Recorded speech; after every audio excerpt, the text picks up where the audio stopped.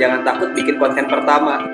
Jangan takut bikin 5 konten, 10 konten, terus aja gitu. Nah itu tadi kawan-kawan akan menemukan pattern, pola, menemukan cara sendiri dan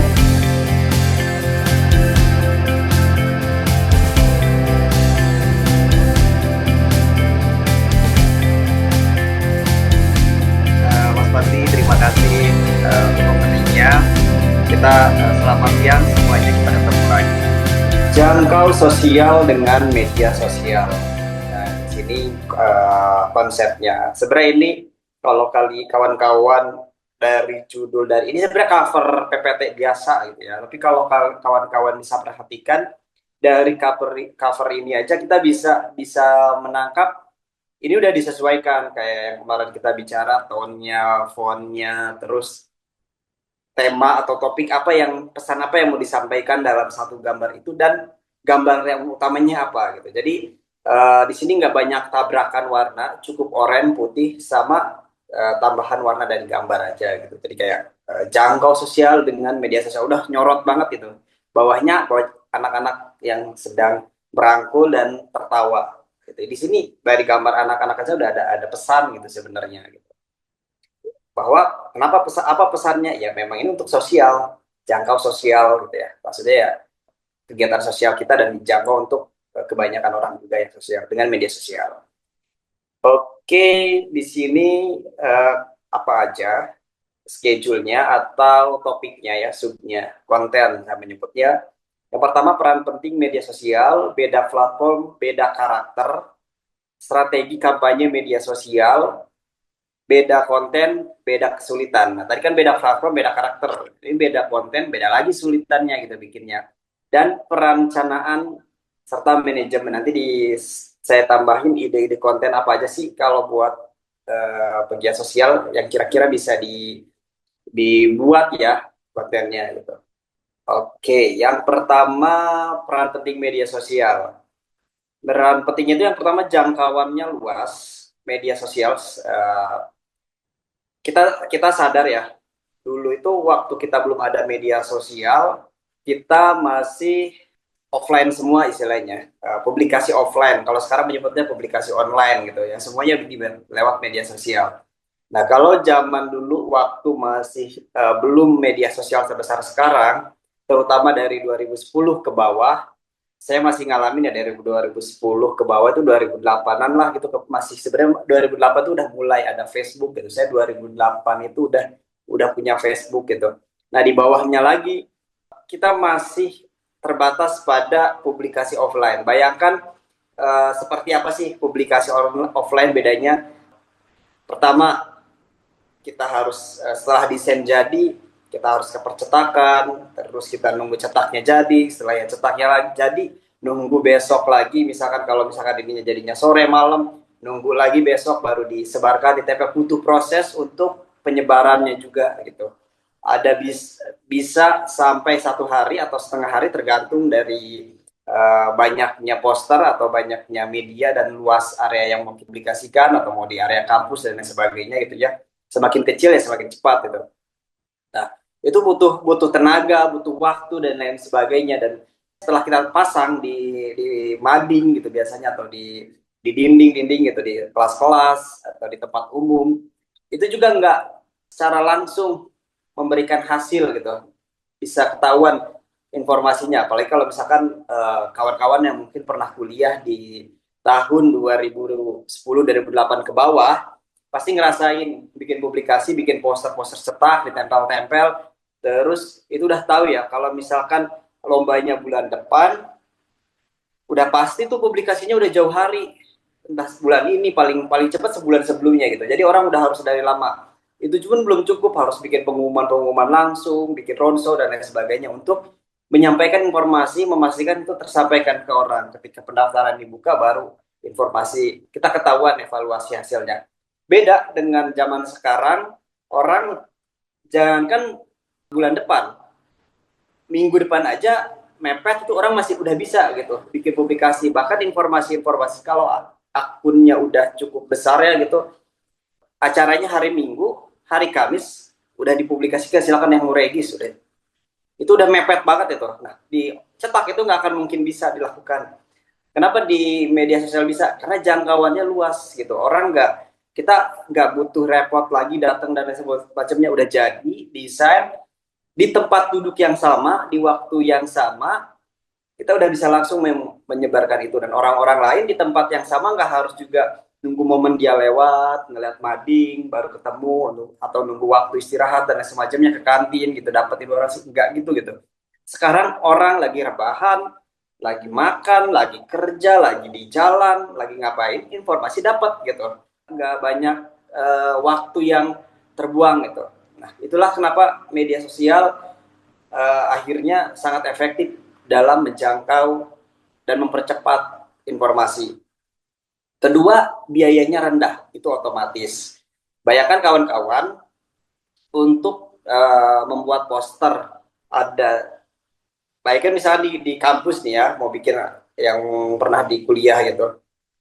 Di kampus, di area berapa titik, misalkan ada 20 sampai 30 titik, itu cetak, udah satu lembarnya, apalagi berwarna, apalagi kertasnya misalkan art paper yang bisa sampai 4.000 5.000, udah pasti bisa sampai 80 sampai 100.000 gitu untuk produksinya gitu. Terus sekarang di media sosial kita hanya butuh internet. Nah, kalau habis itu tinggal nunggu secara organik ya gitu, tergantung kualitas konten dan akun kita seberapa besar gitu dampaknya, sehingga itu informasi bisa lebih besar lagi gitu. Kemudian kalau kita mau ngasih tambahan biaya, misalkan mau ngebus atau ngiklan ya di media sosial, sekarang itu 25.000 rupiah iklan, atau 30.000 ya sekarang, 30.000 rupiah itu udah bisa mengkonversi view dan like-nya itu, view-nya lah menjangkau udah di 2000-an, 2000 sampai, tergantung dia biasanya ada 2000 sampai 7.000 gitu. Nanti kalau dinaikin lagi harganya, dia akan prediksi jangkauannya meningkat lagi, harganya ditambah lagi gitu. Jadi dengan menambah biaya iklan yang harusnya buat 5 sampai 10 lembar, itu bisa menjadi konversi ribuan view, dan orang sudah bisa langsung tahu informasi yang kita dapatkan gitu. Dan bedanya lagi, orang juga bisa merepost ulang, mengirimkan ulang lewat link lagi, terus merepost, membagikan ya, reshare atau share ulang gitu ke temannya itu. Informasi sehingga tidak selesai pada apa yang kita lakukan di media sosial, tidak selesai pada apa yang kita sudah post saja, tapi itu akan merepost dan banyak-banyak lagi itu, sehingga jangkauannya luas. Contohnya kemarin waktu mungkin kawan-kawan pernah tahu ada lomba ketimpangan, jadi kita bikin lomba tentang esai foto tentang ketimpangan sosial yang terjadi itu. Waktunya 1 bulan, dan karena memang lomba ya, ada motivasi hadiah gitu. Itu repostnya ratusan. Satu poster bisa dilihat di ketimpangan.id di Instagram. Itu Instagramnya masih baru kita bikin, terus tapi kita kolaborasi juga dengan Watchdog ya saat itu gitu. Jadi ketika kita bikin konten, bikin post gitu ya di media sosial, itu repost dan share-nya tinggi gitu. Jadi itu ngebantu lagi informasi lebih luas lagi, orang akan melihat lagi ke akun kita. Dari situ orang follow, orang like dan sebagainya. Pesertanya cepat banget. Padahal kita akunnya masih baru. Jadi dari situ udah kelihatan ya itu bedanya itu. Kalau di cetak offline, satu kali tempel udah gitu. Kalau orang pengen ya mungkin bisa foto gitu ya, atau minta minta kopian gitu, tidak bisa dengan cepat gitu. Nah, sekarang di eranya media sosial, eranya digital, semua itu jangkauan itu udah nggak ada batas lah gitu. Kita siapapun, nggak harus artis, nggak harus selebriti, juga bisa melakukannya kalau tahu algoritmanya. Terus interaktif dan partisipatif. Nah, ini poin penting. Kembali lagi kita bandingkan dengan media cetak. Kalau kawan-kawan pernah mungkin bikin poster, orang mungkin di situ ada nomor telepon gitu. Orang bisa baru baru apa namanya save dulu, hubungi di media di WhatsApp, atau SMS. Kalau zaman dulu belum ada WhatsApp gitu ya. Artinya ada proses beberapa kali orang gitu untuk bisa berkomunikasi dan mencari tahu. Sedangkan di media sosial orang udah nggak perlu banyak tahapan, klik aja komen, tanya, Kak ini kapan? Kak ini caranya berdonasi gimana? Kak caranya ikutan bagaimana? Bisa dilihat kan nama webnya apa atau di DM dan segala macamnya. Jadi dan kita bisa secara langsung juga menjawab. Jadi orang udah bisa langsung interaktif dan berpartisipasi dengan cepat gitu di saat yang sama. Nggak nunggu banyak lagi waktu gitu. Meningkatkan emosional ya, kalau kita tergantung lagi ya konten seperti apa yang kemarin itu kita udah bahas bagaimana membangun emosional. Nah, di media sosial ini dengan kita sekarang itu udah banyak banget fiturnya ya, baik itu foto, poster maupun video, kita bisa menambahkan audio-audio tambahan. Jadi kalau misalkan ini ada foto ini nih, di gambar ini anak kecil. Mungkin kalau kita ngelihat sekilas kayak gini biasa aja kayak ya udah biasa gitu. Oke, anak kecil lagi main komunikasi gitu ya, pakai HP. Tapi bayangkan kalau itu di media sosial kita post, kita tambahkan caption-caption, kemudian kita kasih musik yang emosional, itu akan menimbulkan perasaan terlibat orang dengan apa yang ada di gambar itu gitu. Dan kembali lagi emosional itu bukan cuma sedih ya, bukan cuma kayak dramatis ya. Emosional itu ya bahagia, cemas, takut, penasaran, itu semua emosi gitu ya terjadi. Gitu. Terus transparansi dan update, ini lagi kita bisa dengan cepat menginformasikan update tanpa banyak delay waktu. Jadi kalau misalnya udah 1 minggu nih, hari ini saya mau update nih perkembangan donasi dan lain sebagainya, udah bisa langsung update saat itu juga gitu. Nggak banyak lagi, nggak harus nunggu dulu orang datang nanya update-nya gimana atau dihubungin gitu. Kita bisa langsung update aja di post di media sosial gitu. Dan itu memberikan transparansi kita dengan audiens. Nah, ini selanjutnya beda platform, beda karakter. Ini saya contoh karena ini media sosial, saya kasih 4 ya. Ada Instagram, TikTok, WhatsApp, Facebook. Sebenarnya ada harusnya YouTube ya. Cuman YouTube itu lebih ke media kreator dan lebih ke media kreator sih gitu, bukan media sosial karena interaksinya nggak secepat media sosial gitu. Kita jarang banget follow-followan di YouTube dengan sesama jejaring teman-teman kita, kemudian kita ngobrol, DM, komen-komen, saling komen, enggak kan, jarang gitu. YouTube itu lebih ke media kreator, kita punya karya taruh di YouTube dan disimpan gitu, terserah orang mau komennya siapa aja nggak tahu, dan kita kadang balas komennya juga kapan tahu juga belum tentu update gitu, dan kita juga ketika komen di situ belum tentu langsung dapat jawaban. Makanya YouTube itu kayak lebih ke media massa yang didigitalkan yang semua orang bisa lah gitu, memberikan konten-konten di YouTube gitu. Nah, kita di sini ada 4. Yang pertama, bedanya apa masing-masing ini platformnya dan karakternya seperti apa sih gitu, sehingga kita nggak cuman mentok oh saya udah dibikin di YouTube habis itu saya udah diem gitu, terus saya udah post di Instagram tapi kok sepi ya. Bisa jadi memang konten kita dan target kita bukan di Instagram, atau bisa jadi kita udah bikin nih harusnya ini di postnya di TikTok dengan karakter itu tapi kita pasangnya di Instagram. Nah, masing-masing ini punya karakter masing-masing ya. Bagaimana kita bisa memanfaatkannya? Bisa jadi di konten yang sama kita post di platform yang sama, di platform yang berbeda-beda. Bisa jadi masing-masing platform kita punya konten yang berbeda, gitu. Tergantung nanti kawan-kawan. Yang pertama, Instagram itu kuat sejak awal. Instagram Reels itu dibuat untuk visual, itu foto ya awal-awal. Cuma sekarang udah ada video gitu. Jadi Instagram memang udah dari awal bukan tempatnya untuk tulisan-tulisan seperti Facebook. Kalau Facebook kan tulisan-tulisan ya dari awal dilahirkan.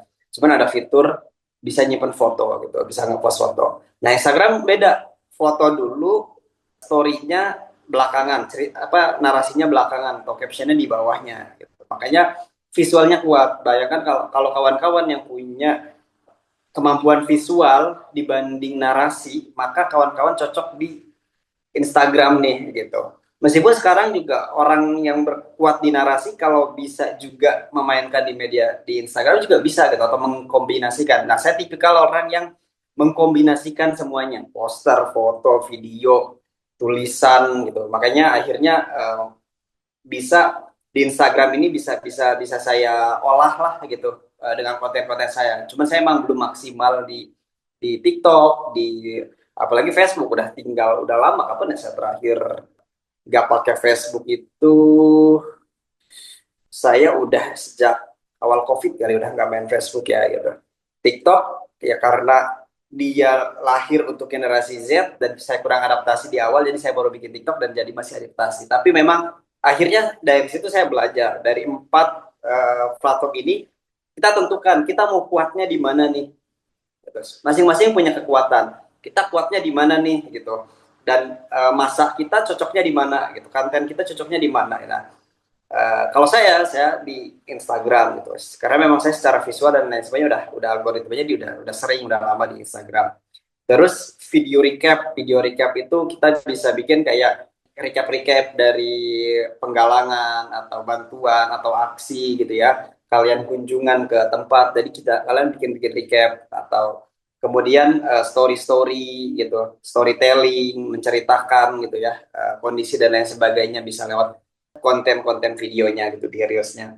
Ini cocok banget menjangkau gen milenial. Gen milenial itu artinya mungkin sekarang udah usia 28 ke atas lah, sampai 35 mungkin ya gitu. Nah, generasi milenial ini kenapa? Karena memang generasi milenial pada saat mereka memasuki usia 20-an, mereka mengenal Instagram gitu. Memang mereka masa remajanya di Facebook, tapi kemudian generasi milenial ini ketika masuk masa 20-an, usia 20 tahun, mereka lebih banyak menggunakan Instagram. Sehingga Instagram ini dekat banget dengan mereka nih, generasi milenial nih.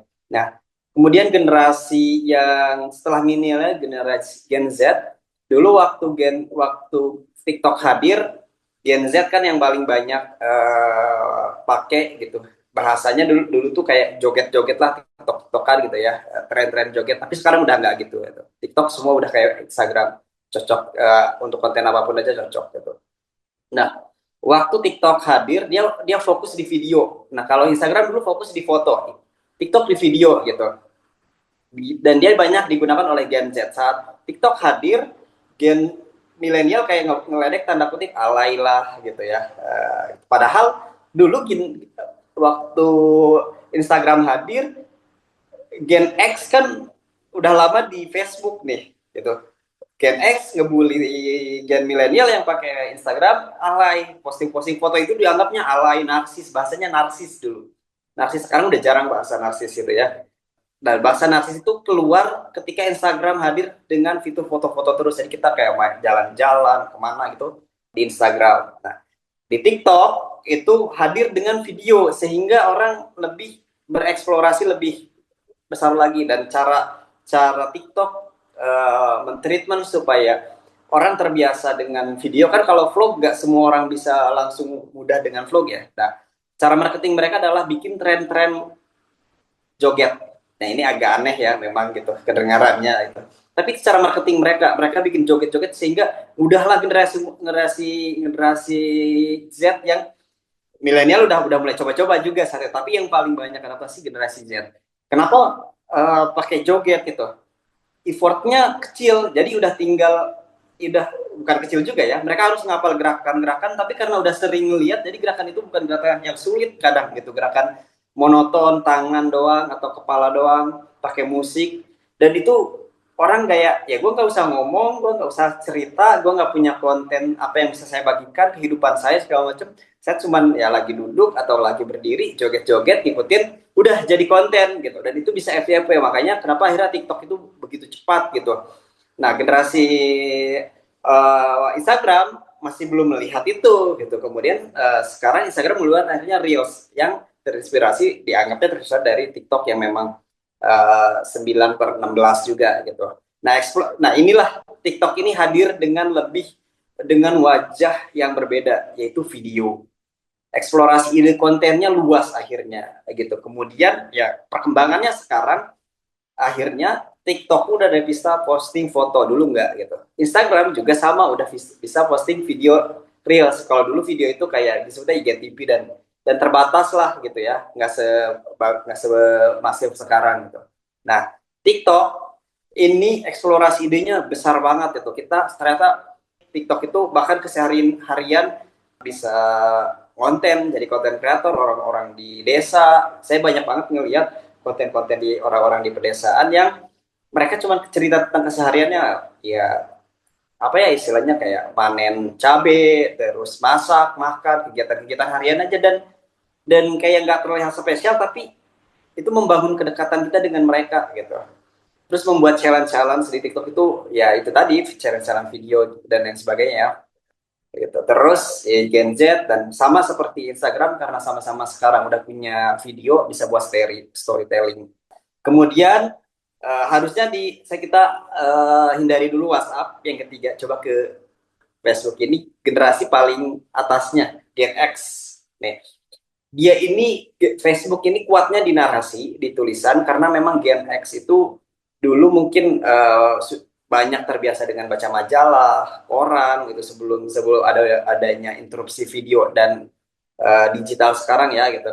Majalah, koran, buku masih masih banyak banget itu, novel gitu. Jadi hiburan video mereka dari televisi, sehingga ketika Facebook hadir itu jadi wahana mereka bisa foto, tapi didahulukan tulisannya dulu gitu. Tulisan baru di bawahnya ada foto gitu. Jadi panjang-panjang dan nggak ada batasan gitu. Di Facebook juga dia menjaring community. Awal community bisa terhubung secara digital itu oleh Facebook. Adanya grup dan komunitas. Mungkin kalau kawan-kawan di tahun masa kejayaannya Facebook pasti pernah punya grup-grup di Facebook. Saya yakin kawan-kawannya, entah grup sekolah, grup kegiatan, grup aksi, grup sosial gitu. Itu banyak banget ya. Dan kita bisa mengumpulkan orang-orang yang punya motivasi, punya tujuan, punya pergerakan yang sama, hobi yang sama lewat digital. Itulah Facebook awal mulanya ada grup gitu. Sehingga dia punya kekuatan di apa namanya menjangkau komunitas. Terus membuat halaman. Nah, halaman-halaman ini buat saat belum ada centang biru saat itu dulu, kita bisa membuat halaman ini jadi kayak fans lah gitu, fanbase-nya gitu, atau kalau di lembaga itu tuh jadi kayak official websitenya lah, tapi versi digital gitu. Jadi di situ kuat banget deh di Facebook ya. Terus jangkauannya ya teman-teman, jangkauan teman barunya juga tidak sebesar Instagram memang, tapi Facebook saat itu udah menjangkau orang-orang yang memang kita udah kenal dari yang lama sampai yang sekarang. Dari sini perbedaan tiga media sosial ini, kalau kawan-kawan nanti mungkin udah pernah bereksplorasi di Facebook, kalau kalian bisa menyentuh FYP dan TikTok bisa menyentuh FYP, itu bisa menjangkau orang-orang yang nggak follow kita, nggak tahu siapa kita gitu. Nah, Facebook jangkauannya terbatas, masih di teman-teman kita kecuali kita beriklan. Terus yang keempat ada WhatsApp. WhatsApp ini emang masih bisa digunakan ya untuk kampanye? Jawabannya bisa banget. Malah waktu saya bikin penggalangan itu tidak sesepele, wah ini mah karena apa ya, gerakannya untuk kegiatan agama jadi lebih mudah. Nggak sesepele itu. Saya memulainya itu sebelum Facebook, sebelum Instagram, saya mainnya dari WhatsApp dulu, door to door. Jadi untuk membangun, kan kita gini, kita punya kampanye, punya penggalangan, untuk penggalangannya 20 sampai 25 juta anggaplah ya, gitu.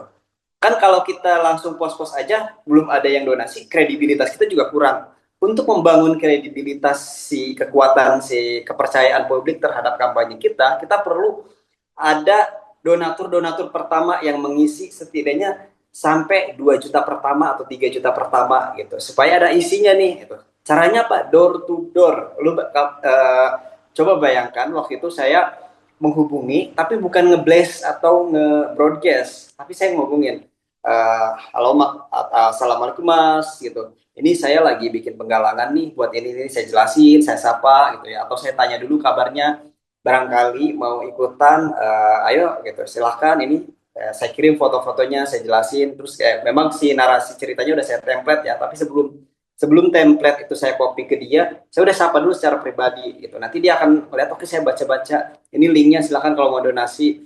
Terus saya lakukan dan terkumpulnya cepat lewat jaringan-jaringan terdekat kita dulu gitu. Dan melebihi dari yang saya duga. Bahkan waktu itu sampai ada yang menyumbang cukup besar ya gitu. Dari situlah baru saya posting di media sosial, update di story-story terus tiap hari, tiap pagi saya story update hari ini udah dapat sekian, silahkan yang mau ini, di postingnya ada kalau dia mau lihat gitu. Tapi story itu terus saya gunakan tiap hari.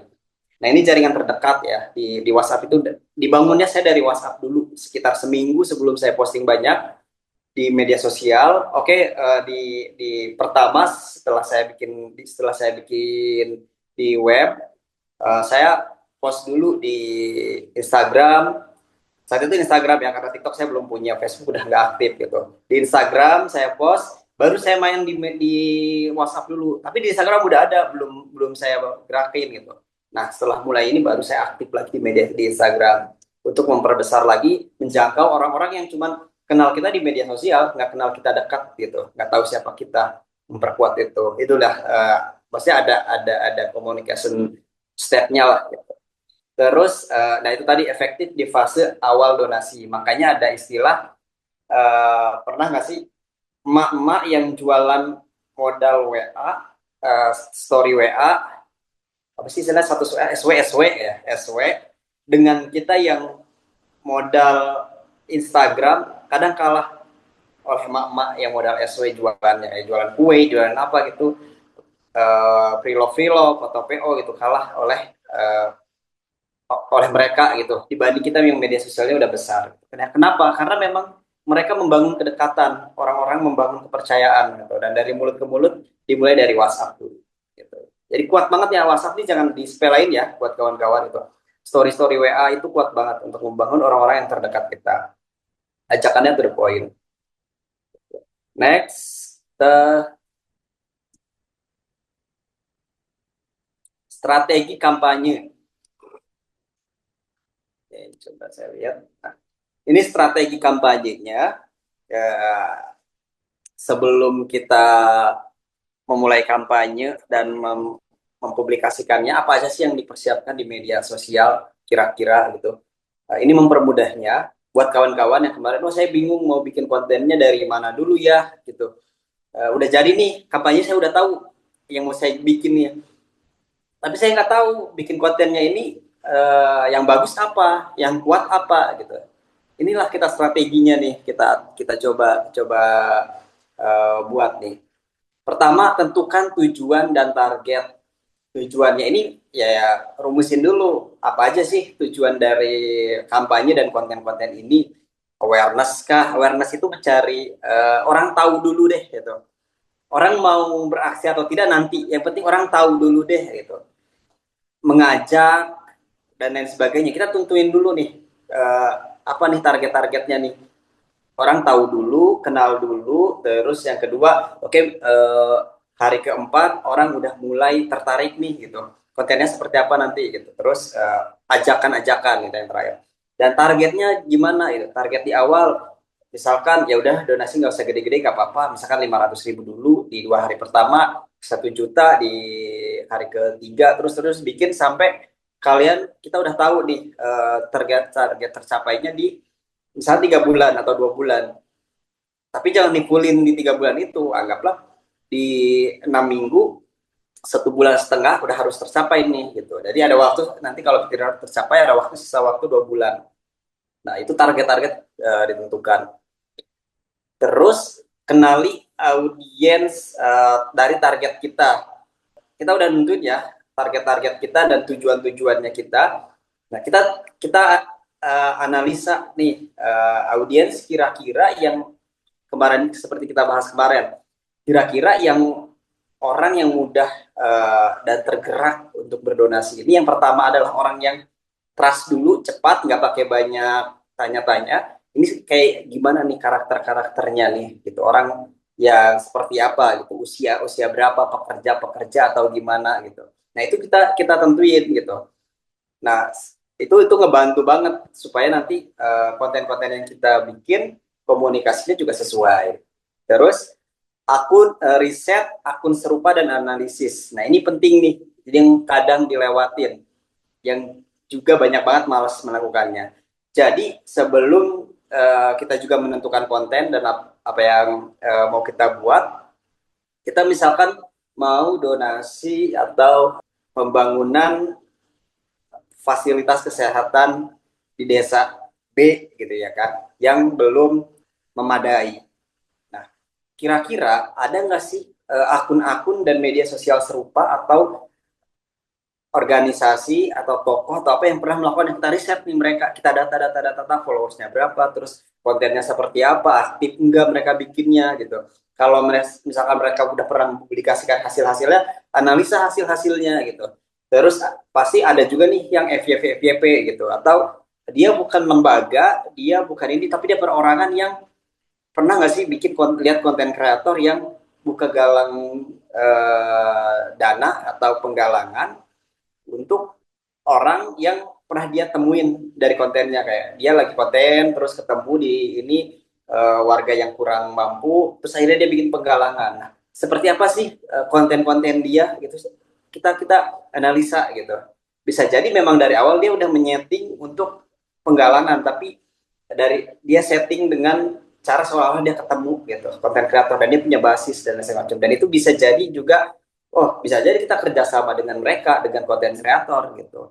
Yuk nanti kamu datang ke tempat ini kayak terus tergerak atau segala macam bikin donasi gitu lewat, nanti kita ajak kolaborasi dengan kita. Nah seperti itu macam-macam bisa banget gitu. Riset akun-akunnya ya. Nah itu sekaligus tadi yang udah kita bahas, riset konten serupa dan analisa. Jadi akunnya dan kontennya kita analisa dan dapetin data sebanyak-banyak ya. Kalau minimalnya itu yang saya lakukan 10 lah gitu. Supaya kita makin banyak insight-nya gitu, wawasannya. Terus dari situ baru tentuin konten dan branding awal. Konten awalnya apa nih yang mau dibikin, poster-poster dulu, video dulu, atau foto dulu gitu. Paling enak memang poster dulu ya, ngejelasin secara plug gitu dari awal kegiatannya gitu. Nanti baru itu informasi-informasi berikutnya menyusul gitu. Nah, bisa juga lewat video menjelaskan bahwa kita lagi menghadapi di sini ada satu masalah dan kita punya solusinya.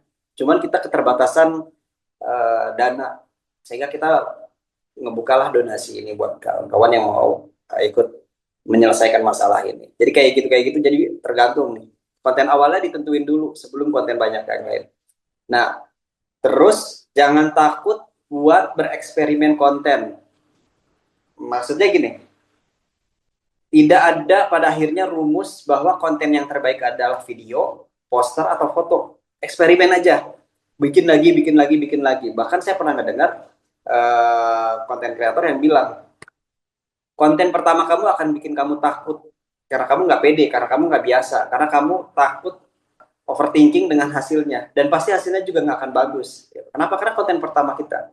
Bisa jadi konten ke-10 kamu juga, kamu akan lelah duluan. Udah capek-capek bikin, tapi hasilnya nggak tahu gitu, apa namanya, tapi hasilnya nggak seberapa gitu, nggak ada perubahan.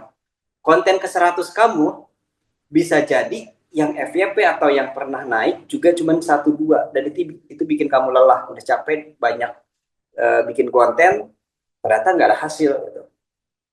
Tapi yang harus kita pahami adalah yang udah kamu dapatkan dari konten pertama, konten ke-10 sama konten ke-100, saya yakin konten pertama kamu dengan konten ke-50, apalagi dengan konten ke-100, beda proses kamu pembuatannya. Lebih cepat, lebih tahu, lebih lebih mudah, lebih eksplorasi idenya gitu. Kemauannya lebih tinggi, yang tadinya kamu bikin-bikin konten itu lama banget gitu ya, terus posting nggak dilihat lagi. Tapi ketika udah terbiasa, ya udah gitu, kita cepat aja, bisa sehari bisa bikin 2-3 konten, yang awalnya bikin satu konten satu aja bisa beberapa hari. Jadi kita punya keluasan akhirnya, eh, dari konten-konten ini, dan eksplorasi aja, maksudnya kayak eksperimen dan bereksplorasi gitu. Oh, coba saya bikin angkat ini, angkat lagi tentang ini, coba saya yang ngomong, coba saya yang pura-pura berkunjung terus bikin ngevlog. Halo sahabat-sahabat, saya sekarang lagi ada di masjid ini dan kondisinya sudah seperti ini. Kita kemarin sudah menggalakkan penggalangan dana sekian dan apa sekian. Ini udah mulai mau disalurkan, tapi kita masih butuh besar lagi. Nah, itu kita posting lagi. Terus kita ngobrol lagi dengan warganya. Gimana rasanya masjid apa musola ini mau diperbaiki gitu. Dan terus bikin banyak. Nanti kita akan tahu mana konten yang oh ini naik yang kayak gini. Oh yang natural kayak gini. Yang foto ternyata yang naik kayak gini. Jadi kita punya banyak insight, dari situ kita belajar gitu. Jadi nggak ada, Kak, saya udah bikin kemarin tapi nggak naik-naik, gimana dong? Ya, bikin lagi solusinya. Seperti itu yang saya lakukan gitu. Nah, terus kolaborasi dan libatkan pihak lain. Ini membantu banget. Kalau kawan-kawan sesama penggerak sosial bisa saling berkolaborasi, bisa saling bantu sebarkan gitu ya, jangan takut minta tolong. Atau kalau misalkan punya teman-teman, punya kawan-kawan yang memang dia punya pengaruh sebagai content creator, influencer, mas atau kak tolong dong bantuin, atau bro bantuin dong share nih gitu, posting di story aja nggak apa-apa. Tapi kalau lo mau bikin konten juga tentang ini, ya lebih konten cara lo sendiri gitu ya, itu lebih lebih keren lagi gitu. Jadi ajak orang, libatkan, kalau punya punya ada anggarannya lebih bagus lagi gitu. Atau berkolaborasi kayak kemarin, kita kolaborasi dengan Watchdog gitu, dan itu cukup membantu kita dalam exposure pertama itu. Ya kayak gitu, libatkan, jangan jangan pernah berpikir saya bisa sendiri. Enggak, sekarang tuh media sosial itu zamannya berkolaborasi, kita semua harus berkolaborasi, tanpa kolaborasi kita akan tertinggal. Terus konsistensi posting. Dari konsistensi ini, kalau memang seminggu mau 3 ya terus seminggu 3 gitu, nanti lama-lama dinaikkan gitu. Tapi kalau berat, kayak seminggu 3 berat, ya udah seminggu 2 dulu, hari pertengahan minggu, Rabu, terus hari minggunya lagi, konten kedua minggu, atau satu dulu nggak apa-apa, seminggu sekali. Nanti itu akan mendorong, karena yang saya rasain dulu itu, saya ngonten tahun 2000, di konten lari ya gitu, tahun 2023 itu saya cuman bisa bikin konten reels video satu minggu satu konten, dan effortnya lama banget. Sekarang saya setiap hari konten, satu hari satu konten, udah nggak ada lagi waktu seminggu dua lagi, udah nggak, ya itu naik gitu, dari seminggu satu kedorong jadi seminggu jadi dua, jadi tiga, jadi empat. Terus sekarang udah setiap hari, bayangkan gitu. Dan tapi mau nggak mau sih stok udah ada. Tapi mau nggak mau, karena kadang saya harus gap, pisahin antara konten event ini dengan event berikutnya, saya kosongin 2 hari supaya orang bersih dulu gitu. Bukan karena nggak ada konten, tapi ada, tapi harus bersih dulu gitu. Nah itu kayak kayak gitu. Jadi uh, mulai dari hal yang kita bisa lakukan seminggu berapa satu nggak masalah. Dan ini dulu juga waktu saya awal nulis kan, di kemarin kita perkenalan bahwa saya nulis 4 buku. Awal mulainya itu nulis buku itu, sebelum nulis buku saya nulis cerpen, satu cerpen saya bikin 1 bulan. Seriusnya 1 bulan, beneran 1 bulan, pindah lagi, bikin lagi, ditulis terus macem-macem lah, sampai bener-bener saya yakin itu 1 bulan gitu. Terus makin cepat 2 minggu, seminggu, dan ketika saya udah 1 tahun fokus di nulis, berapa waktu yang saya butuhkan untuk bikin satu cerpen 7 halaman, 2 jam. Jadi memang beneran waktu melatih kita gitu, proses itu melatih kita. Ya kalau ditanya konten saya atau karya saya yang pertama jelek atau gimana, ya pasti jelek gitu, gak akan bagus. Saya bahasa kasarnya ya pasti jelek gitu. Kamu jangan maksain orang menyukai karya kamu yang pertama, bikin lagi, bikin lagi, bikin lagi, sampai kamu akhirnya punya pattern dan punya kayak kekhasan, punya ciri khas, gaya dan style dan sebagainya lah. Seperti itulah, itu prinsip yang udah saya alamin gitu ya. Jaga interaksi, jangan males kalau ada DM, ada komen. Kalau bisa setelah posting ketika ada komen langsung balas-balasin gitu. Monitor dan evaluasi setiap perkembangan. Jadi nah gini, kalau misalkan udah konten, terutama kontennya udah beberapa kali nih, udah 5 konten, itu dievaluasi, dimonitor. Ini konten ini postingnya hari ini, hari ini, hari ini. Ini postingnya jam sekian, jam sekian, jam sekian, beda-beda. Mana nih konten yang paling bagus? Apakah pengaruhnya karena jam atau karena hari? Apa karena memang kontennya yang bagus gitu. Nah terus aja bikin nanti kita punya pattern, oh paling enak ternyata di jam prime time-nya di jam segini gitu, di hari ini saya udah punya ngalamin. Nah, kayak gitu itu kita bisa ngalamin. Buat tim diskusi hasil konten kalau ada ya gitu. Dan tim itu tuh bisa tim internal atau tim diskusi kalau udah ada grup, ada pertemanan dan segala macamnya. Saya nggak punya tim, saya sendiri, tapi saya punya teman-teman yang kalau ketemu atau kalau ngobrol kita mau ngebahas konten. Ini penting ya buat saling berbagi insight. Terus, nah selanjutnya beda konten, beda kesulitan. Tadi yang sebelumnya kan beda platformnya. Nah ini beda kontennya lagi, kesulitannya apa aja sih masing-masing gitu. Ini yang saya ini ya pahami ya. Uh, kita contoh 3. Pertama poster dan infografis. Nah poster dan infografis itu kan sama-sama ya foto diedit dengan tulisan. Konten berbasis visual grafis 2 dimensi, gambar ya 2 dimensi itu. Terus cocok untuk membuat ajakan langsung, penyajian data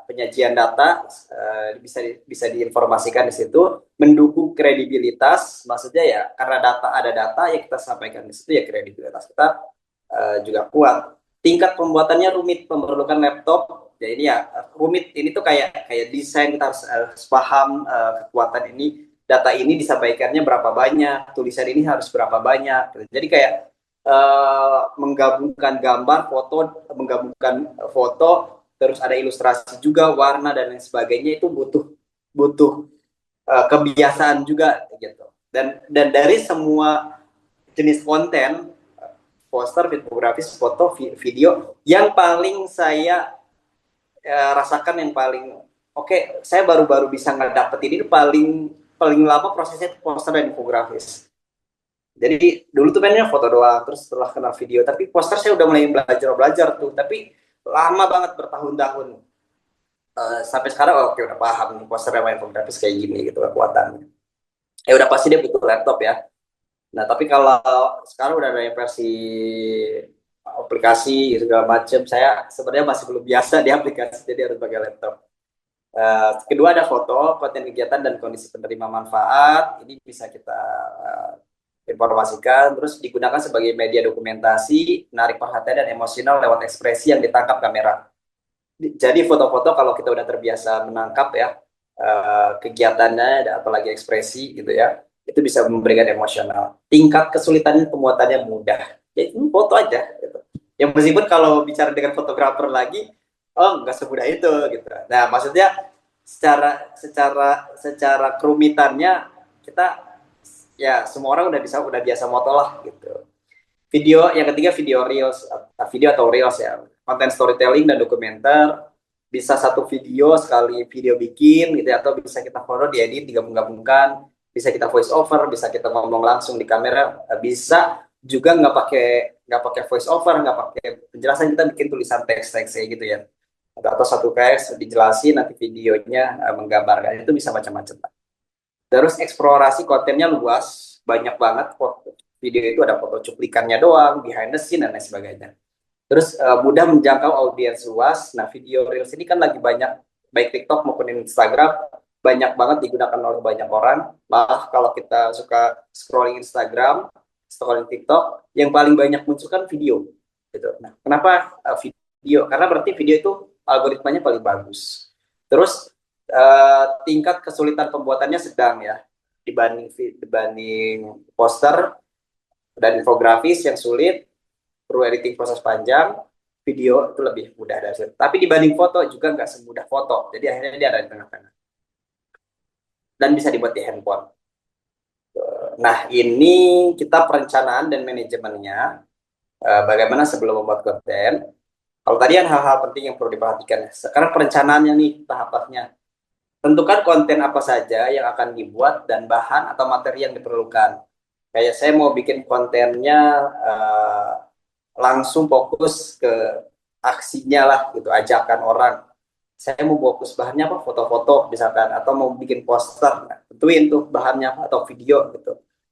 Terus butuh narasi nggak, apa nggak gitu, captionnya disiap-siapin dulu. Nah itu uh, apa ditentukin gitu. Kita mau bikin fotonya apa nih gitu.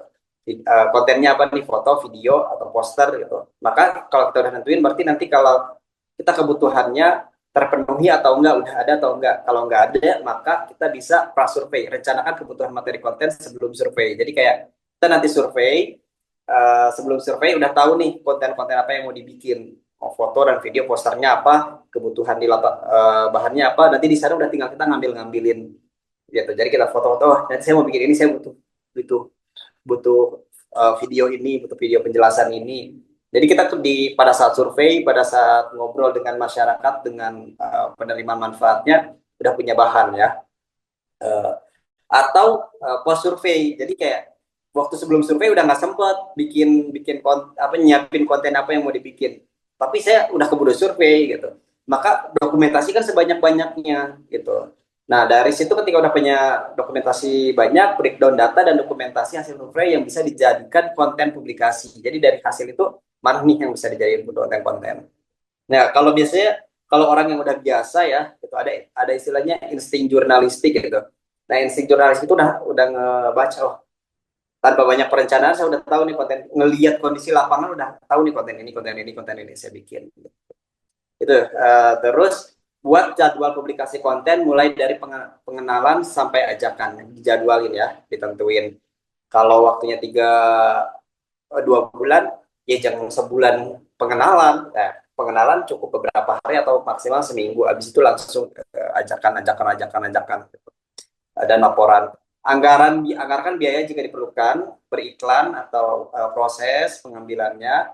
Pastikan semua kebutuhan konten dipenuhi sebelum tanggal mulai publikasi. Nah, sebelum publikasi ini, sebelum start, biar nggak ribut, fotonya mana, ini enggak, bahannya mana gitu, yang mau diedit mana, itu udah disiapin dulu semuanya sebelum publikasi dimulai. Terus manajemennya, cara mengatur semuanya nih, pembagian peran tim selama proses publikasi, admin dan lain admin. Tapi banyak juga yang akhirnya semua peran itu di satu orang, karena memang kita keterbatasan SDM ya, ya berarti satu orang ini harus cukup paham, harus cukup kuat gitu ya, gitu. Atau terbiasa atau punya kemauan lah. Kalau memang tidak terbiasa, tidak pernah sebelumnya, punya kemauan gitu. Mulai dari apa yang kita punya, handphone ya bisa lewat handphone, punya laptop, handphone dan laptop bisa digabungkan gitu. Jadi sekarang itu udah nggak ada alasan lagi, oh saya nggak punya tim gitu. Selama punya device, punya handphone, seenggaknya itu bisa ngambil kamera, udah pakai foto aja, pakai caption penjelasannya kayak gitu. Komunikasikan setiap kebutuhan dan perkembangan kebutuhannya, diinformasikan. Kalau ada orang yang, kalau kita bisa request ke tim lain gitu ya, ada operasional dan sebagainya gitu, ada orang, kita tim media sosial nggak ikut ke lapangan, ada operasional ya, minta request ke requester, ini saya butuh ini gitu. Buat kalender konten dan timeline. Terus ini sama ya kayak sebelumnya ya, schedule dan itu juga penting. Kontrol konten sesuai jadwal, namun jangan takut menambahkan ide baru. Nah ini kita udah bikin jadwalnya, terus kadang suka suka under kontrol gitu, nggak ke kontrol nih, harusnya jadwalnya ini malah kelewat, terus ini nggak, belum kebikin, udah harusnya hari ini post ini belum dibikin, jadi kontrol.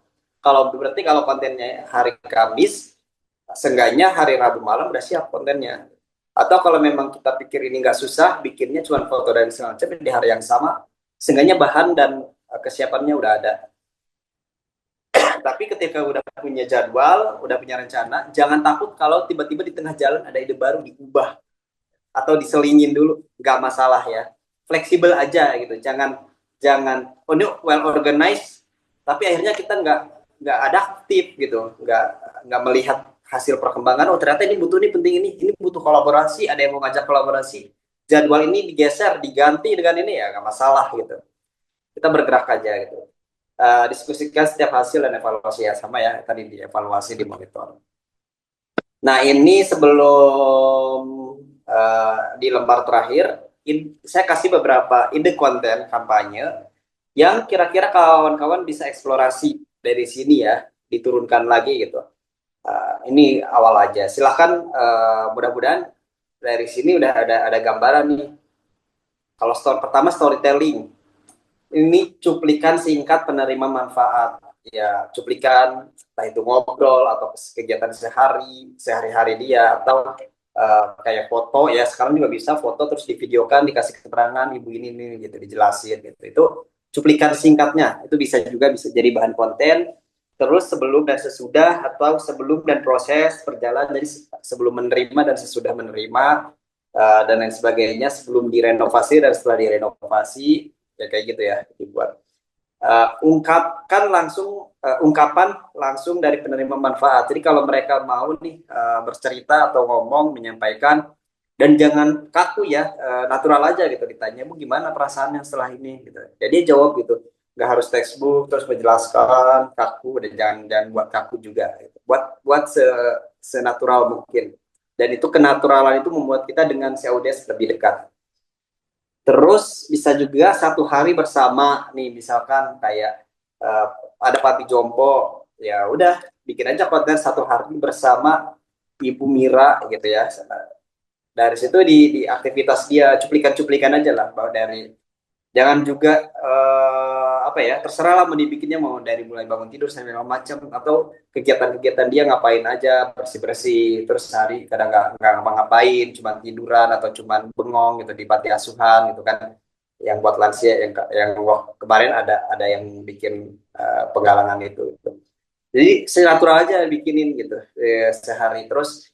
Nah, kok nggak ada aktivitas, bengong doang dan segala macam, itu juga bisa menarik perhatian orang berkomentar. Kasian ya, orang udah dewa, udah masa tuanya, gak ada anaknya dan lain sebagainya, dan biarkan saja. Jangan takut ada komentar-komentar publik, wah dikomentarin ini gitu, selama dia tidak mengomentari buruk, ketidakpercayaan ya, ketidakpercayaan, dan dianggap penipuan dan lain sebagainya, biarkan. Itu akan membuat konten kita makin makin makin meningkat gitu. Jadi jangan pernah takut, selama prinsipnya dia tidak merusak kepercayaan kita dengan dia. Itu kalau dia mau komentar-komentar. Terus testimoni donatur, kalau misalnya ada donatur yang bisa ketemu, dia bisa ngobrol gitu, terus ngejelasin gimana sih testimoninya. Terus surat terima kasih, misalnya terima kasih, misalkan ini udah ada bantuan, penerima bantuan bikin surat terima kasih gitu. Terus kayak kita bikin dari sisi panitia, dari sisi uh, orang yang beraksi ya, kita ya gitu, bikin, oh kita sampaikan gitu di video, ini ada surat dari ibu ini yang kemarin menerima manfaat, kita dibaca aja surat apa adanya gitu. Meskipun suratnya bisa aja kita minta dia untuk bikin, atau dia nggak bisa nulis atau ditulisin gitu. Jadi tapi sebisa mungkin itu dibikin gitu. Nah itu disampaikan gitu. Itu jadi satu konten. Cuplikan tak terduga, misalkan cuplikan tak terduga itu kayak lagi konten terus dan lain sebagainya, dari footage ya, kita lagi nggak sengaja nih gitu ya, ada kejadian, entah entah misalkan sakit atau segala macam, kita ini menarik gitu, buat narik perhatian orang gitu ya, kita bikin aja konten. Terus vlog-vlog singkat, kunjungan gitu ya, misalkan ada kunjungan dari ini, dari donatur, dari kita juga bermain ke sana dan sebagainya, itu bisa bisa jadi bahan konten. Padahal ada konten kreator yang dia RSJ, ngebahas tentang RSJ doang, rumah sakit jiwa ya, ODG. Jadi dia awalnya dia cuma main-main ke rumah sakit jiwa, video-video ngobrol, dia kayak ekspresi dia kaget ngelihat ODGJ, sampai dia ngobrol terus beraktivitas, bahkan sampai tanda kutip ODGJ-nya itu jadi terkenal, jadi punya dikenal gitu di audiensnya dia, di followersnya dia. Ya akhirnya banyak bantuan yang masuk dari situ ya, kayak gitu gitu, bikin konten-konten dengan mereka yang sifatnya lebih dekat, ngobrol natural dengan penerima manfaat. Nah, ini knowledge, pengetahuan, data singkat mengejutkan. Data singkat mengejutkan itu kayak setiap per 1 jam orang meninggal gara-gara penyakit gitu. Ada 3 dari 5 perempuan menerima setiap harinya mendapatkan apa ya, terkena atau mengalami penyakit ini gitu. Buat laki-laki dari sini, jadi kayak banyak, jadi data-data kayak gitu yang bisa kita bikin kolase, bisa bikin kita poster dan sebagainya, itu data-data knowledge ya, pengetahuan gitu, tips dan actionnya gitu. Terus tata cara donasi ya itu bisa bisa bisa jadi bikin informasi tambahan. Terus behind the scene, ini dokumentasi penyaluran bantuan, kegiatan saat penerima penyaluran, dokumentasikan, dibuat konten baik foto maupun video. VOV jadi relawan. Nah, kadang kita juga lupa bahwa menjadi relawan itu juga penting untuk dikontenkan. Kenapa? Gimana orang bisa tertarik jadi relawan kalau relawannya aja menutup diri dari kamera, dari kegiatannya. Karena bisa jadi orang terinspirasi buat jadi relawan. Bisa jadi orang terinspirasi oleh kita yang terus aktif di kegiatan sosial kayak gitu. Terus ini juga jadi buat orang lebih paham, lebih dekat kita, lebih tahu dan meningkatkan kepercayaan. Terus sama ya rasanya jadi relawan tuh sama kayak VOP itu. Cuplikan menarik jadi relawan, time lapse proses pembangunan atau penyaluran gitu ya. Time lapse itu apa ya? Dipercepat itu waktunya. Video suka dukanya, terus kayak ngobrol sama relawan dan lain sebagainya. Hal-hal tak terduga ya sama kayak tadi ya, kayak misalkan lagi kunjungan ternyata tempat yang dilewati jalannya amblas dan lain sebagainya, itu kayak hal-hal yang kita temuin gitu di sepanjang prosesnya itu. Terus tiba-tiba ada juga misalkan ada hal-hal mendadak gitu lagi di kantor, ini dapat kabar mendadak dari salah satu ini ya, terus kita tiba-tiba ambil kamera, direkam, guys ini dapat informasi dari sini, itu jadi membuat audiens dekat dengan kita sehingga mereka jadi lebih percaya, lebih mudah percaya. Itu dari saya terkait konten, nggak kerasa ya 1 jam, 1 jam materinya. Mudah-mudahan kawan-kawan bisa mendapatkan wawasan dan insight dari sini. Kalau kawan-kawan punya cerita, punya pengalaman, punya pertanyaan, punya bahan diskusi, silahkan. Saya yakin kawan-kawan dari media sosial ini juga pernah punya ngalamin semuanya, entah baik sosial maupun pribadi. Jadi silakan kita berdiskusi aja. Sebaiknya berkaitan dengan gerakan dan rencana kampanye kawan-kawan. Terima kasih. Selanjutnya saya kasihkan ke host. Oke, thank you Kak Sani. Berarti untuk materi di pertama ini tentang optimalisasi media sosial itu udah dari Kak Sani ya. Thank you banget. Thank Very you, thank powerful. you. Mungkin aku bakal ajak teman-teman buat langsung masuk ke sesi tanya jawab. Kan kemarin sempat ada tuh yang mau tanya tapi waktunya mepet. Mungkin kita bisa dibuka di sini ya Kak Sani. Ya, kita ngobrol-ngobrol aja di sini. Oke. Jadi di sesi tanya jawab ini akan kubuka buat 3 penanya dulu supaya kita bisa lebih mendalam dan waktunya juga kelihatannya masih panjang, jadi masih bisa didiskusi banyak. Silakan teman-teman bisa lewat kolom chat atau eh, pakai fitur raise hand. Nanti kita masuk antrian. Silakan teman-teman. Oke, silakan Kak Bani. Mungkin Assalamualaikum warahmatullahi wabarakatuh. Waalaikumsalam. Selamat siang kawan-kawan semuanya dari Galang Daya atau Lokadaya. Mungkin yang mau saya tanyakan, dari 62 organisasi ini, apakah kampanye mereka itu melalui Lokadaya lewat Galang Daya ini, atau mereka campaign sendiri-sendiri gitu? Nah, mungkin satu-satu itu dulu loh. Dari 62 organisasi itu mereka kalau kampanyenya itu lewat Lokadaya dulu atau mereka ya kampanye masing-masing gitu. Oke, mungkin karena belum ada raise hand lagi, jadi bisa langsung dijawab aja Kak Sani. Tapi gini, Ya. kalau Lokadaya didirikan dari apa ya, dideklarasikan pada masa COVID. Terus sekarang apakah pertanyaan adalah apakah kampanyenya masing-masing, apakah juga bersama Lokadaya?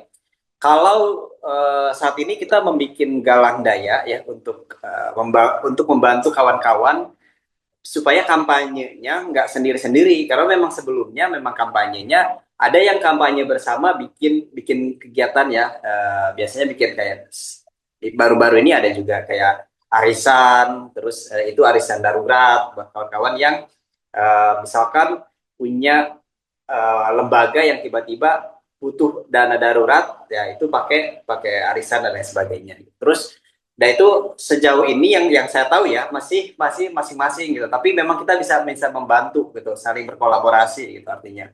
Nah, lewat galang daya ini justru menjawab pertanyaan ini, apakah masing-masing atau tidak. Nah, di galang daya lah ini semuanya kita bantu kampanyenya lewat galang daya. Jadi kayak kayak nggak sendiri gitu. Nah, kalau terkait kampanye-kampanye lain yang sebelumnya mungkin nanti juga Mas Fadli bisa juga yang lebih banyak di Lokadaya, kalau saya di Galang Daya gitu, mungkin bisa bisa ngasih yang tahu yang Mas Fadli seperti apa di Lokadaya yang sebelumnya atau yang sekarang kampanyenya apa saja. Tapi kalau di Galang Daya saat ini ya justru kita bikin untuk menjawab pertanyaannya, bahwa ini kawan-kawan nggak juga cuma sendiri, tapi bisa lewat kita, lewat Lokadaya dan Galang Daya, lewat platform ini gitu. Tapi ya memang kita kembali lagi kawan-kawan juga ini tuh hanya ini tuh fasilitas supaya kawan-kawan bisa saling memantau kampanye-kampanye yang dilakukan oleh lembaga-lembaga lain, dan udah hasilnya seperti apa, kampanyenya seperti apa di media sosial. Nah, lewat galang daya ini gitu. Jadi kalau yang sebelumnya misalkan nih dari lembaga A, lembaga B bikin bikin kampanye, terus ada juga yang berkolaborasi dengan Lokadaya, ya udah lembaga ini juga nggak tahu apa yang lagi dikerjain lembaga ini gitu. Nah, kalau lewat galang daya ini kita bisa saling tahu gitu. Oke, ini lagi bikin bantuan buat lansia, ini lagi bikin buat toilet umum, ini lagi bantuan buat sekolah, ini bantuan buat makan bergizi gitu. Jadi masing-masing punya program lewat Lokadaya, lewat galang daya, ini bisa bisa saling tahu gitu, bisa saling membantu juga, bisa saling menyebarkan, bisa saling nanti di grup berkomunikasi, minta tolong bantu dong gitu. Jadi kayak kayak kita menggabungkan itu lewat lewat galang daya, mengkomunikasikan itu lewat galang daya dengan kawan-kawan. Nah, ini menurut saya ini justru menjawab sekarang lah kita bisa saling bersama ya. Ya sebelumnya juga galang daya apa namanya Lokadaya dengan jejaringnya juga bikin gitu. Tapi apakah lembaga lain tahu atau tidak, ya itu kembali ke masing-masing ya gitu. Saling saling informasinya. Sekarang lewat galang daya kita bisa saling tahu gitu. Oke, si lembaga ini dari Sulawesi bikin ini nih, udah dapat sekian. Terus kita cek di media sosial, dia belum gencar nih. Saya mau lebih gencar lagi deh gitu, mempublikasikan. Jadi kita bisa lihat juga nih di lembaga-lembaga mana aja yang sudah bikin program kampanye lewat galang daya. Jadi kayak kayak platform yang kita bisa saling berbagi informasi, kegiatan dan proyek program kampanye antar lembaga gitu. Nah, itu bisa bareng-bareng, kita bisa saling membantu dia, dan jangan ragu kan kita nanti dimasukin ke grup nih kawan-kawan BES 3, dimasukin ke grup besar BES 1, BES 2 di dalamnya. Kawan-kawan jangan ragu-ragu kalau minta ke lembaga lain. Ada yang punya concern yang sama nggak dengan kebersihan gitu? Saya lagi bikin kampanye ini, mau kolaborasi yuk gitu. Nanti kita saling sharing dan sebagainya. Silahkan di situ gitu. Ini bisa bukan cuman Lokadaya galang daya dengan lembaga, tapi lembaga dengan lembaga lain bisa saling berkolaborasi, bisa saling bekerja sama gitu dalam berkampanyenya gitu. Kita justru di sini pengen menghidupkan kawan-kawan yang punya nafas di sosial, nggak hanya merasa bekerja sendiri gitu. Kita bisa saling bekerja bersama supaya apa? Supaya kita semua bisa bertahan gitu dengan kondisi kebijakan dan lain sebagainya yang menyulitkan. Kita juga paham bagaimana survive-nya OSM, lembaga dan lain sebagainya, NGO, kawan-kawan. Ya, ayo kita pengen kawan-kawan survive dengan saling informasi, karena kan informasi itu kekuatan terbesar ya gitu. Informasi yang kita kita lewat Galang Daya ini, informasi itu jangan takut untuk saya lagi bikin program ini. Mohon bantuannya kawan-kawan disebarkan di media sosial pribadi atau apa, jangan pernah ragu, jangan pernah takut. Kalaupun misalkan ada yang nggak ngerespon, ya udah terus aja gitu. Karena biasanya di awal-awal memang seperti itu, prosesnya agak lambat gitu. Tapi nanti kan kita ada batch 4, batch 5, makin besar ekosistemnya terbentuk. Kalau udah ekosistem terbentuk, kita lebih mudah lagi saling bekerja sama, saling membantu. Ya kalau sekarang lihat Galang Daya websitenya aja masih baru 4, ya karena memang kita baru 2 batch gitu. Dari 3 batch, saya harap kawan-kawan di sini bikin kampanye-kampanye dengan semangat, dengan cepat nih, kalau bisa setelah selesai ini langsung bikin, mumpung belum banyak lagi batch 4, batch 5. Kawan-kawan sekarang masih udah bikin kampanye nih, bikin ini bisa langsung dengan saya koordinasi, bisa ngobrol segala macam. Oke Mas, ini mau bikin kayak gini, udah oke belum? Ini apa yang mesti diperbaiki? Kita masih banyak waktu. Nah nanti kalau udah masuk berikutnya sampai batch 8 bisa jadi gitu, udah seratusan, antriannya makin panjang, waktunya juga makin terbatas. Kawan-kawan yang pengen ngobrolin penggalangannya dengan kami, dengan tim Galang Daya dan Lokadaya, makin sulit gitu. Jadi harapannya nih, mumpung habis beres, segera bikin kampanyenya di Galang Daya. Kalaupun kampanyenya belum besar dan hasilnya masih ya 5 juta deh kita, targetnya nggak masalah. Kenapa? Seenggaknya punya pengalamannya itu, dari 5 juta ini seperti apa proses pembuatannya. Berikutnya kawan-kawan yang lebih besar lagi, lebih besar lagi, bisa lebih mengelola dan lebih mandiri. Itu sih mungkin jawabannya. Mungkin gimana Mas Bani dan Mas Fadli, silakan. Oke, thank you Kak Sani. Ya, Kak Bani, gimana? Apakah sudah Ya, cukup menjawab? ya sudah. Oh, Hmm, sudah ada sedikit gambaran, karena tadi saya berpikirnya itu Lokadaya ini diinisiasi atau dideklarasikan 62 organisasi, kok waktu adanya platform Galang Daya pesertanya hanya 20 atau 23 orang begitu tadi.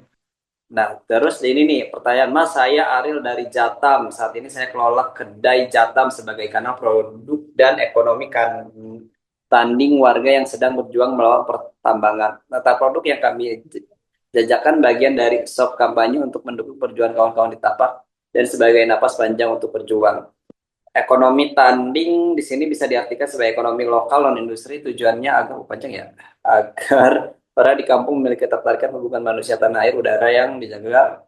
Untuk hal itu yang kami lihat lebih kepada alat produksi bla bla bla. Rata-rata mereka jual bentuk kacang, mete dan gelondong. Kami melihat nilai jual mete dan bisa bisa di-up dalam mete kupas dan melakukan pemberdayaan masyarakat. Jika dalam kampanye Galang Daya ini, bisakah kita melakukan penggalangan alat produksi untuk meningkatkan nilai jual produk? Gimana ya? Bisakah kita melakukan penggalangan alat produksi? Gini, kita kembali lagi ya, sama seperti kemarin tuh yang menanyakan, bisa nggak sih kita jualan? Jadi kan kalau aku merchandise ya, gitu. Dari hasilnya itu dibantu sekaligus dari produk itu juga campaign. Gitu.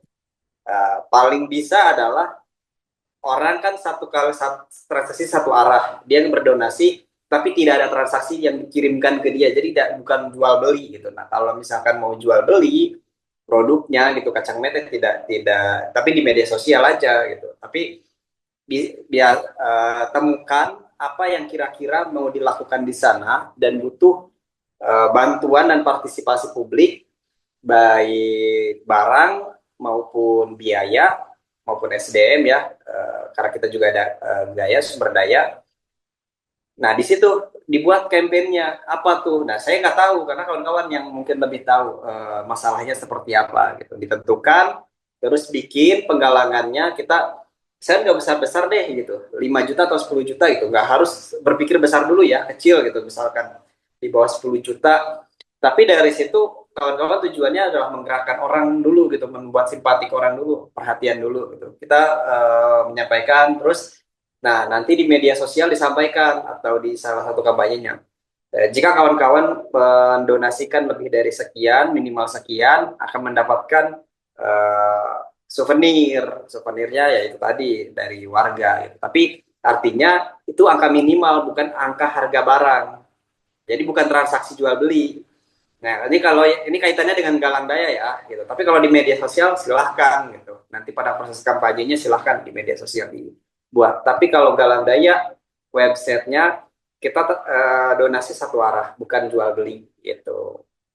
Ya, dijadikan merchandise. Tapi memang akhirnya kalau dia di galang daya, misalkan dia nyumbang sekian nih, oh dia mau dapat kan berarti merchandise-nya. Nah, dicari tahu akunnya apa di email. Terima kasih sudah menyumbang, kami ingin mengirimkan barang. Jika ingin diambil silahkan, jika ingin diklaim silahkan kirimkan alamat dan nama. Udah gitu. Jadi kalau dia nggak ngirim-ngirim berarti dia anggap nggak mau klaim kan gitu ya. Itu aja sih mungkin dibuat kawan-kawan. Oh banyak ya. Oke, mungkin masuk di antrian selanjutnya, Kak Sani, di Kak Ya Riki, sebenarnya ya. Tariki Silakan ya. Kak Riki. Oke, selamat sore, eh, Mas Ani. Ya, Mas Riki. Bisa tidak kalau Galang Daya berkontribusi bagi kami, forum disabilitas, forum publikasi yang di dalamnya ada disabilitas semua nih, Mas. Bagaimana kami harus membangun kolaborasi yang lebih baik lagi dengan organisasi yang ada di Galang Daya ataupun yang ada di Lokadaya. Karena kita semua kan terbatasi oleh jarak nih Mas. Kira-kira di saat kita mau berkolaborasi, apa saja yang harus kita siapkan dan apa saja yang harus kita uh, pokoknya ya apa saja yang harus kita siapkan dulu deh. Pokoknya itu dulu supaya kita bisa berkolaborasi dulu Mas gitu. Oke, sebentar ya. Saya ini masih muncul ya. Oke, Mas, tangkap. Baik untuk kolaborasi karena memang kita di sini ya sedang mendorong kawan-kawan bikin kampanye di Galang Daya. Jadi saat ini yang bisa kita dorong bantuannya adalah platform Galang Dayanya dulu. Kawan-kawan Mas Riki dengan keterbatasan, dengan apa namanya kolaborasi dan rencananya yang ingin dikolaborasikan, silahkan buat kampanyenya di Galang Daya. Nanti dari situ Mas Riki minta bantuan ke kawan-kawan, minta bantuan ke kita juga informasikan, Mas bisa nih udah bikin nih di websitenya, udah bikin nih naskah dan naskahnya, fotonya udah bisa dimuat gak ya? Nanti akan kita bantunya ya apa pendampingan jarak jauh lewat WhatsApp dan segala macam. Mas ini perlu diperbaiki deh segala macam, atau Mas saya coba bantu tambahkan ini ya. Jadi itu juga udah termasuk bantuan dari kita menyiapkan platform dan pendampingan selama proses Mas Ricky. Nanti kontennya juga Mas saya udah mau bikin konten ini nih, fotonya kayak gini udah cocok nggak segala macam gitu. Narasinya seperti apa ya? Nggak masalah kita bantu bikin. Nanti tinggal setelah jadi udah diposting, Mas kita mau kolaborasikan dengan Galang Daya, dengan Instagramnya Galang Daya kan bisa ya dikolaborasikan. Jadi postingnya satu, tapi muncul di dua profil gitu. Nah itu bisa banget. Jadi kita kita memfasilitasi, bantuan yang kita bantuin adalah fasilitas ya, baik fasilitas pendampingan maupun fasilitas platform dan fasilitas kolaborasi yang kita buka buat kawan-kawan. Silahkan nih Galang Daya nih bisa kalian kawan-kawan kolaborasikan punya konten terus dikolaborasikan dengan kita. Seperti itu mungkin Mas Riki, mudah-mudahan menjawab. Siap Mas Ani, makasih. Kalau gitu nanti saya bisa minta IG-nya Galang Daya sama ini biar nanti pas saya konsultasi sama Mas Ani nanti saya juga bisa langsung koordinasi untuk berkolaborasi langsung Mas. Terima kasih banyak Mas. Siap Mas Riki, boleh. Instagramnya nanti aku kirim ke grup juga ya linknya. Oke, thank you Kak Riki pertanyaannya. Mungkin di next pertanyaan selanjutnya ada di kolom chat Kak Sani Oke, ini lanjutan dari dari Kabir. Muhammad Jibril. Mau aku Muhammad Jibril ya.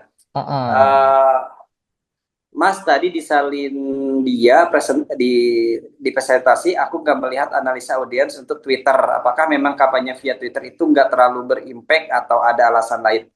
Jadi sebenarnya gini, ada banyak banget media sosial, ada thread juga sekarang, Twitter, kemudian juga media publikasi ya, bukan cuma media sosial, YouTube gitu. Silahkan kawan-kawan ada website, blog itu juga media media kampanye ya gitu.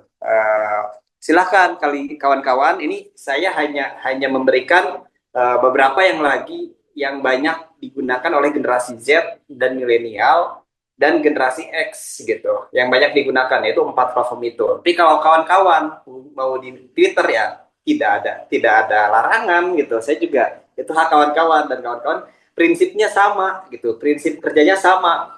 Analisa, dijadwal, terus direncanakan, terus dibuat survei, dibuat apa namanya dikontrol. Jadi prinsip-prinsipnya sama gitu. Mau di platform apa aja gitu kontennya seperti apa jadi sama aja nggak ada karena memang Twitter lagi nggak eksis lagi nggak di ini ya silahkan aja kawan-kawan yang tahu kampanye dan lembaganya punya basis masa di mana itu sih sekarang namanya X kan ya. Oke, ini Kak Bet ya, di sini juga menyambung tadi yang solusi Ya, keamanan. Karena situasi sangat tidak aman untuk kami, Gamaca itu fokus pada perempuan LBT ya dan transgender. Oke, ini memang agak sensitif ya, gitu di Indonesia dan di media sosial. Gitu. Kembali lagi pada akhirnya kalau memang pada privacy kawan-kawan di sana, berarti kawan-kawan yang bisa menganalisa. Maksudnya gini, saya tidak mendorong kawan-kawan untuk ini harus dipublik. Ya silahkan kalau mau kawan-kawan mau dipublik dengan segala resiko yang kawan-kawan udah paham. Kalau kawan-kawan mau di private, kawan-kawan juga udah tahu resikonya seperti apa. Berarti memang kampanyenya terbatas gitu. Jadi tidak bisa double pengen pengen kampanyenya juga diketahui orang-orang, tapi juga proses penerimaannya juga pasti menakutkan buat kawan-kawan juga tidak mudah gitu. Jadi ya masing-masing punya resikonya, tentukan oleh kawan-kawan yang paham, lebih mengalami situasinya, lebih paham emosionalnya, ketakutannya dan khawatirannya gitu dibanding kita yang nggak tahu ya gitu seperti apa gitu kondisi yang dihadapi kawan-kawan gitu. Jadi uh, pada akhirnya saya rasa memang ketika ketika campaign itu ditutup di apa namanya akunnya itu ditutup untuk menjaga keamanan dan mental kawan-kawan ya berarti itu memang sudah solusi terbaik dari kawan-kawan gitu kita juga tidak bisa memaksakan ya gitu dan campaign di sini berarti kita membantu kawan-kawan bagaimana bisa campaign itu dibuat dan proses pembuatannya seperti apa gitu. Jadi kayak kita bisa bantu pendampingan, Kak ini bikin konten foto dan lain sebagainya, poster yang sudah kita bikin gitu. Pada akhirnya jangkauan dan lain segala macamnya ya berarti maksimalnya yang kawan-kawan yang bisa udah tahu gitu dengan digembok seperti ini. Jadi ya ini adalah ranah ranah yang memang kawan-kawan yang bisa tahu gitu. Kita bantunya ya paling di pendampingan apa namanya proses pembuatannya aja. Gitu Kak Bet. Terus ada oke, lagi? ya.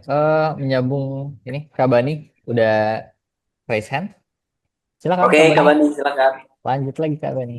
Oke, kita lanjut lagi Mas. Nah, di sini saya mau bertanya itu, kalau kita mau apa namanya ngupload di dalam Galang Daya itu, apa kalau Galang Daya itu kan mungkin kawan-kawan mengartikannya sebagai penggalangan tadi, contohnya bisa kayak yang tunanetra atau kekurangan atau bencana alam itu kan eh, orang-orang itu melihat penggalangan kalau udah ada namanya penggalangan pasti ke kerusakan, musibah atau kekurangan. Nah, di sini Saya mau bertanya kata kunci untuk penguploadan yang kami itu bermain atau uploadan itu di hutan. Apa yang kami bisa galangkan kalau di hutan untuk perhutanan sosial? Nah, di situ saya masih bingung tuh Mas. Kata kunci penggalang daya itu apa gitu nah? Untuk jadinya galang dana, galang atau alat tadi. Jadi Oke. kata kunci di galang daya itu untuk sektor kehutanan gitulah. Karena kan di situ nggak ada musibah, nggak ada musibah, nggak ada kekurangan gitu nah. Tapi ada kebutuhan gitu. Nah, itu apa kebutuhannya? Itu Kalau pertanyaannya. Apa kebutuhannya? nah disitulah saya mau bertanya sama Mas Ani tadi. Kata kunci yang bisa digunakan untuk di galang daya itu tadi. Gimana Iya, gitu kami itu meminta donasi kan? Dalam artian sempit itu kan kami meminta donasi tuh, butuh bantuan. Tapi betul. itu nggak ada kayak kalau orang galang dana musibah, galang dana orang sakit gitu kan, galang dana banjir gitu, korban itu kan udah dapat tuh bantu musibah, bantu banjir, bantu orang sakit gitu kan. Nah kalau di kehutanan itu apa kira-kira Mas untuk kata kuncinya? Kira-kira Mungkin ya. itu dulu. Nih, jadi ini jadi juga menyambung sebenarnya tips buat kawan-kawan yang gimana sih menganalisa apa yang aksi yang kita kita apa namanya yang lagi kita fokus concern gitu. Terus kita melihat masalah-masalah di sekitar kita dan masalah juga di area yang memang kita fokus di situ gitu, kegiatan kita ya. Salah satunya di perhutanan ini. Terus dari situ kita bisa menganalisa apa aja sih pertama yang mau kita buat kampanyenya. Kemarin kita bahas ya, kampanye itu ada yang kampanye knowledge, edukasi, kemudian movement, ajakan, terus juga donasi gitu. Nah, kan nggak semua harus kampanye itu donasi gitu. Ada pengetahuan aja gitu. Nah, pengetahuan ini berarti kita nggak butuh timbal balik orang ngasih apapun ke kita hanya pengen mengedukasi, dan ini campaign edukasi ini juga bisa dilakukan oleh semua orang. Artinya tergantung kita punya pengetahuan dan punya informasi apa gitu ya. Salah satunya di pendidikan dan semuanya bebas lah gitu. Terus campaign juga bisa dengan kesadaran, ngebangun kesadaran orang gitu ya, kesadaran kayak menjaga lingkungan dan lain sebagainya. Bisa bikin banyak konten-konten yang Mas pasti selama di bergerak di hutan yang lebih tahu, pasti nggak mungkin selamanya tentram, oh nggak ada masalah sama sekali, orang-orang juga baik-baik aja perilakunya, masuk ke hutan juga aman-aman aja, di sana nggak ada masalah, pohon dan lain. Entah mungkin apa air dan lain sebagainya punya masalah di sana, itu bisa dikampanyekan yang sifatnya perilaku orang terhadap lingkungan. Nah, terus terkait penggalangan dana ini, yang Mas tangkap ini masih penggalangan dana disaster, kebencanaan yang darurat, kayak penggalangan dana nih kalau ada kayak kemarin di Semeru kan lagi erupsi, masyarakat terus ada longsor juga yang di satu daerah lain, itu adalah disaster yang memang penggalangannya semua orang pasti lebih dari itu paling cepat. Kenapa? Darurat banget, orang paling mudah bikin gitu dan paling mudah berdonasi. Yang kita juga boleh melakukan kampanye dan penggalangan yang sifatnya disaster kemanusiaan itu ya. Tapi juga kita kawan-kawan nih yang nggak ada lagi, nggak ada bencana, nggak ada musibah gitu. Apakah di sekitar kita nggak ada masalah? Apakah di sekitar kita nggak ada kebutuhan? Caranya ya adalah analisa aja, dilihat-lihat aja nih. Pasti kan mungkin dari selama kegiatan ada keterbatasan yang nggak ada air di sini, nggak ada toilet lah, entah terus base campnya bocor dan lain sebagainya. Kembali solusinya, kalian ketika udah menemukan masalah-masalah itu pasti punya solusi. Airnya nggak ada, nggak ada sarana buat kebersihan, terus solusinya ngambil air dari nyalurin air pakai selang, pakai paralon, atau ngambil air ngegali gitu ya, ngecor gitu, ngebor. Nah, itu pertanyaannya, apakah kawan-kawan udah ada dananya atau tidak? sudah cukup atau tidak gitu dari organisasi, dari lembaga, dari mungkin bantuan dari pemerintah ada atau tidak gitu. Ketika sudah ada berarti kawan-kawan udah nggak perlu lagi gitu. Nah ini tuh ngebantu buat kawan-kawan nih yang ketika punya menghadapi masalah di sekitar dan yang juga dihadapi organisasinya, tapi nggak ada dana, kurang dananya gitu untuk memenuhi itu. Kita pengen ngajak atau sebenarnya ada tapi terbatas. Kita pengen ngajak orang lebih banyak lagi untuk membantu kita bekerja apa ya istilah berkontribusi, makanya bahasanya kita kontribusi gitu. Jadi nggak terbatas pada saat bencana atau misalkan kawan-kawan nih di lingkungan di kehutanan main-mainlah ke warga-warga sekitar yang ada di bawah hutanan.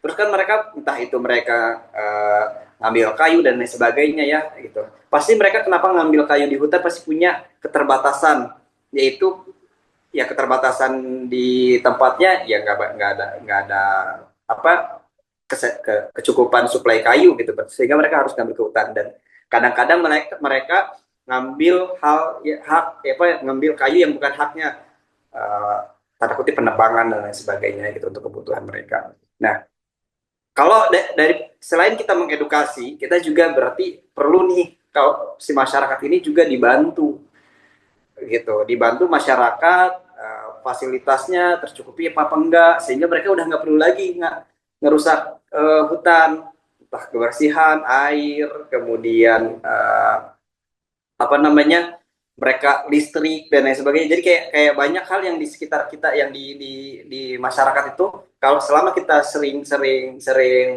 berkunjung dan ngobrol sama mereka, kita juga bisa bikin saling, sehingga kita juga dekat dengan mereka. Atau bisa jadi ini mau mendekati Ramadan nih gitu, kita pengen bikin aksi sembako Ramadan atau apa namanya bagi-bagi THR buat masyarakat di kaki gunung ini. Masalahnya kita butuh misalkan setidaknya 10 sampai 15 juta, bikinlah penggalangan THR lebaran untuk masyarakat di desa ini gitu. Jadi dan kawan-kawan yang menginisiasinya itu juga udah termasuk penggalangan, itu juga termasuk campaign gitu. Campaignnya ajakan kan gitu, aksi kan, movement kan, gerakan kan gitu, gerakan orang supaya lebih peduli pada masyarakat lain yang gak hanya juga di kota tapi di desa-desa gitu. Atau mas kawan-kawan melihat nih ada warga yang udah sebatang kara di dekat kehutanan itu udah nggak ada, rumahnya bocor dan segala macamnya, perlu perhatian gitu. Dan itu kan kalau kita explore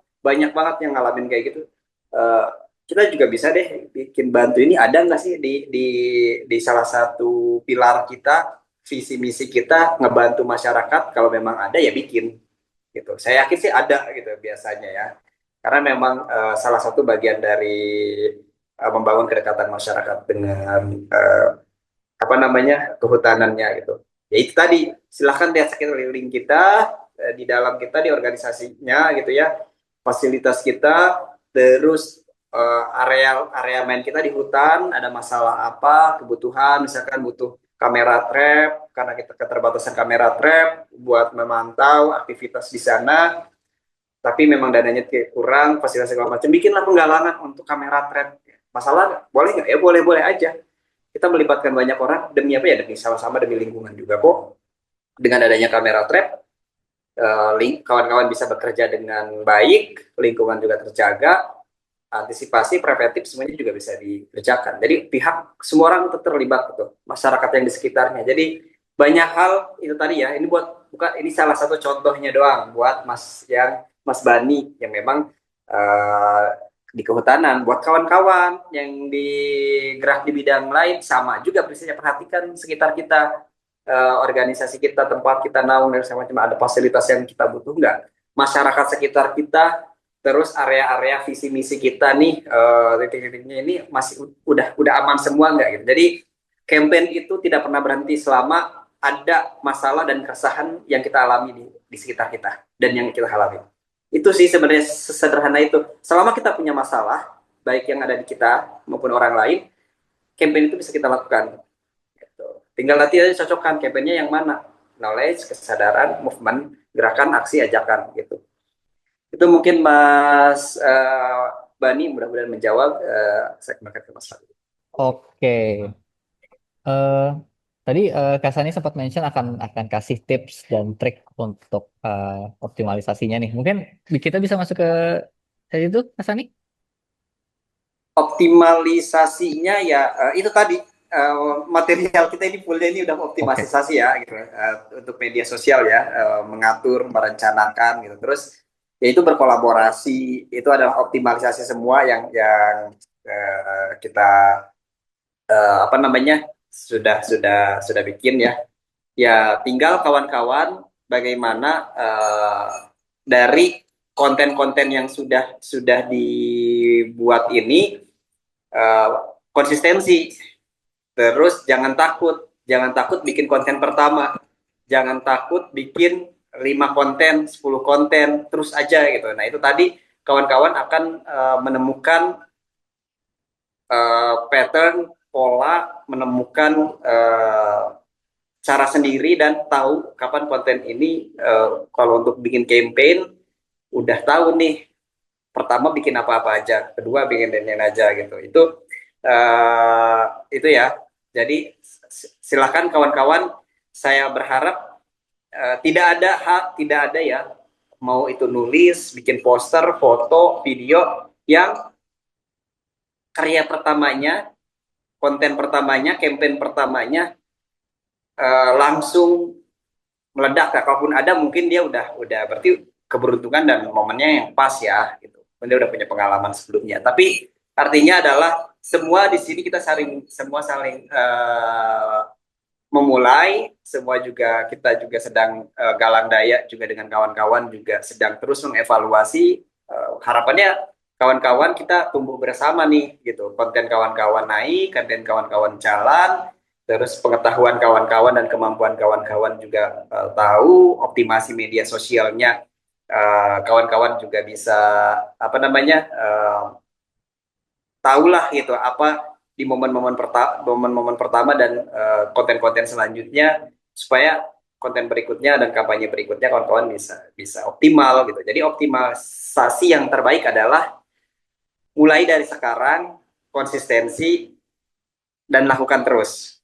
Itu adalah optimalisasinya. Jadi kawan-kawan eh, tidak tidak ada rumus instan konten sekali post kecuali kawan-kawan punya biaya untuk mengiklankannya. Kenapa Facebook, Instagram, dan Twitter punya fasilitas iklan supaya buat kawan-kawan yang punya keterbatasan pengalaman dan misalkan belum biasa tahu mana konten yang FYP bisa menggunakan iklan dulu gitu supaya Facebook dan yang lainnya bisa membantu itu lebih optimal. Tapi kalau misalkan cara organiknya ya memang proses untuk bisa dapetin optimal gitu kontennya. Saya tadi itu yang tips-tips apa namanya ide-ide contoh-contoh ide nanti saya kirim juga ya materinya di grup. Ide-ide itu eksplorasi dibikin. Kawan-kawan nanti akan menemukan oh tipe saya adalah konten dokumenter, tipe saya adalah konten foto, tipe saya adalah konten poster, tipe saya adalah konten daily vlog, BTS itu behind the scene ya.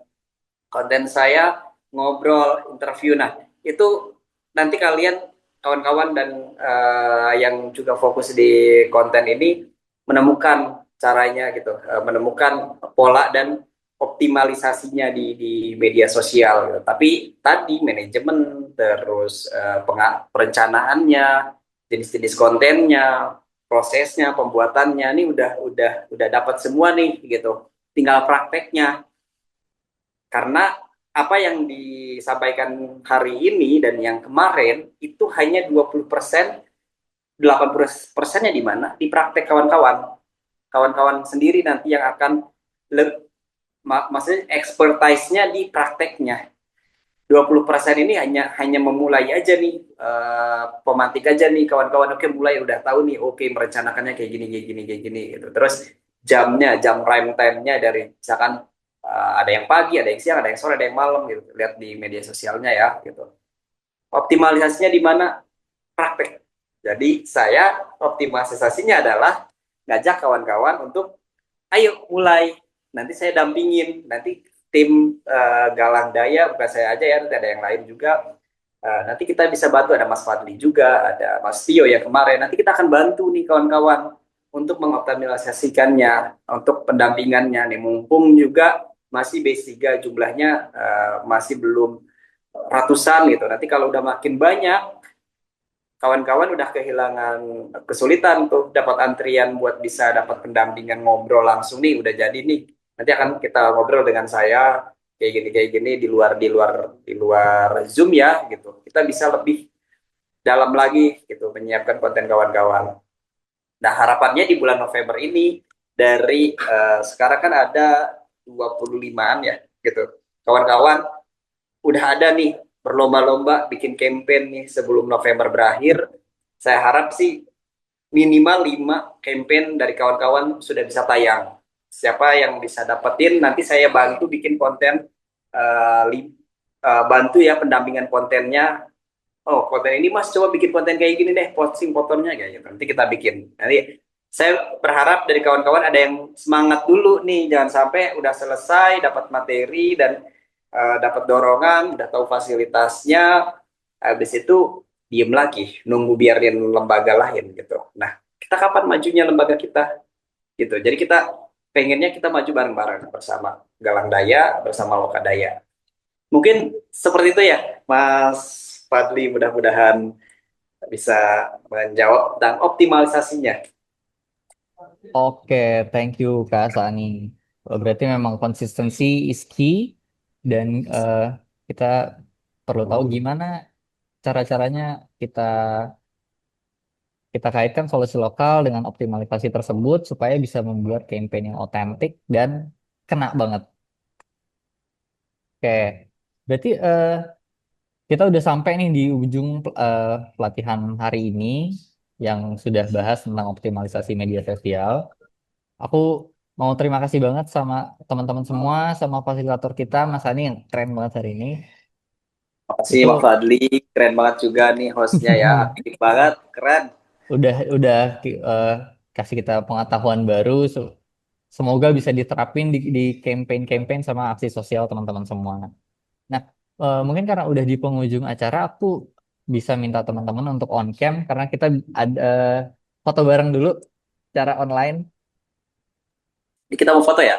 Saya Ya, oke. mungkin aku ingin sampai dulu karena ini Oh ya, walaupun ini hari terakhir kita pelatihan, bukan berarti komunikasinya berhenti di sini. Kita bisa manfaatin eh, grup untuk tetap komunikasi, tetap diskusi di situ. Oke.